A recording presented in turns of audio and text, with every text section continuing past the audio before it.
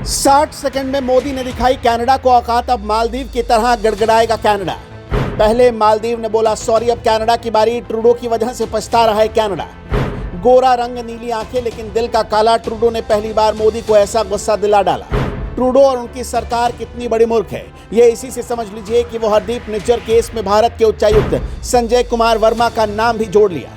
सोचिए जरा, गलतफहमी की मारी ट्रूडो सरकार किस घटिया लेवल पर उतर आई है कि राजदूत को ही टारगेट कर रही है। बात नरेंद्र मोदी और एस जयशंकर तक पहुंची तो 60 सेकंड के अंदर कनाडा को घुटने पर लाने वाला फैसला हो गया।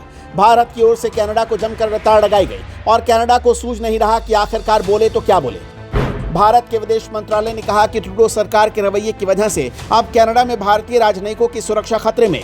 हमें ट्रूडो सरकार में कोई भरोसा नहीं है, हमें अपने अधिकारियों की फिक्र है। भारत सरकार ने कनाडा से अपने उच्चायुक्त समेत बाकी राजनयिकों को वापस बुलाने का फैसला किया। हमने कनाडा को बता दिया कि ट्रूडो सरकार जिस तरह से भारत के खिलाफ अलगाववाद और अतिवाद का समर्थन कर रही है, उसके खिलाफ भारत के पास जवाब देने का अधिकार है। भारत जैसे शक्तिशाली देश से पंगा लेकर कनाडा ने खुद के पांव पर कुल्हाड़ी मारी है। सबको पता है कि ट्रूडो आज हैं, कल सत्ता में नहीं रहेंगे, लेकिन भारत से खराब रिश्तों का खामियाजा कनाडा को भुगतना पड़ेगा और ऐसा भुगतना पड़ेगा कि माफी मांगनी पड़ेगी और भारत के आगे गिड़गिड़ाना पड़ेगा, ठीक उसी तरह जैसे मालदीव ने किया।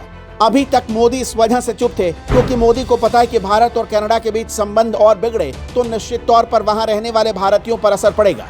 लेकिन बांसुरी वालों का ये देश सुदर्शन चलाना भी जानता है और जब कनाडा ने हदें पार कर दी तो मोदी ने कूटनीति के रण में बड़ा वार कर दिया। भारत का ये कहना कि हमें कनाडा पर भरोसा नहीं, ये बयान ट्रूडो संभाल नहीं पाए। दुनिया भर के देश पूछ रहे हैं कि बताओ ट्रूडो, सबसे बड़े लोकतंत्र वाले देश को तुम पर भरोसा क्यों नहीं है? कुर्सी के खातिर ट्रूडो इतना नीचे गिर जाएंगे ये किसी ने सोचा नहीं था। 2015 में ट्रूडो के कनाडा के प्रधानमंत्री बनने के बाद दोनों देशों के संबंधों में रिश्ते बिगड़े और ठंडे हुए और फिलहाल सबसे खराब दौर में चले गए, जिसका जिम्मेदार सिर्फ ट्रूडो है। भारत के पास लगातार ऐसे सबूत आ रहे हैं। पूरी दुनिया देख रही कि कैसे ट्रूडो कनाडा में रहने वाले खालिस्तान परस्त अलगाववाद को बढ़ावा दे रहे हैं। हद तो तब हो गई जब भारतीय राजनयिकों के खिलाफ कनाडा की सरकार के लोग हिंसा भड़का रहे हैं, राजनयिक परिसरों को नुकसान पहुंचा रहे हैं। ऐसे में भारत को बहुत बड़ा एक्शन लेने की जरूरत थी और वो मोदी ने कर दिया। भारत सरकार ने यह भी कहा कि कुछ खास लोग जो कनाडा में अवैध रूप से गए, उन्हें नागरिकता देने में ट्रूडो की सरकार ने जरा भी देरी नहीं की। कनाडा ने भारत के प्रत्यर्पण की मांग को नकार दिया ताकि चरमपंथी और भारत विरोधी लोग कनाडा में रह सके। ये भारत बर्दाश्त नहीं करेगा।